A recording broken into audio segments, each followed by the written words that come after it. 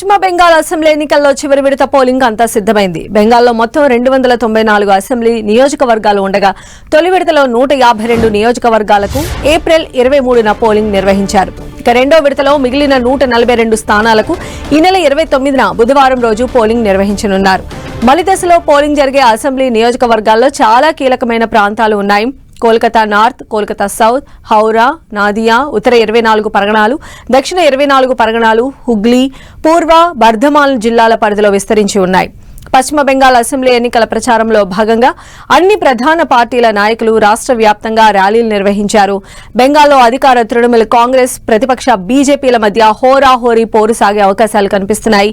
బెంగాల్లో మరోసారి అధికారంలో కొనసాగేలా మమతా బెనర్జీ ప్రయత్నాలు చేస్తూ ఉండగా ఈసారి ఎలాగైనా బెంగాల్ అధికార పీఠం దక్కించుకోవాలని బీజేపీ తీవ్రంగా ప్రయత్నిస్తోంది. దీంతో అసెంబ్లీ ఎన్నికల్లో బీజేపీ, టీఎంసీ నాయకుల మధ్య మాటల యుద్ధం తీవ్రస్థాయికి చేరింది. పశ్చిమ బెంగాల్లో ఏప్రిల్ 23న జరిగిన మొదటి దశ ఎన్నికల పోలింగ్లో 93.19% రికార్డు ఓటింగ్ నమోదైంది. గతంలో ఈ స్థాయిలో ఓటింగ్ శాతం నమోదు కాలేదు. దీంతో బెంగాల్లో రెండో విడతలో ఏ మేరకు పోలింగ్ శాతం నమోదవుతుందనే ఉత్కంఠ కొనసాగుతోంది.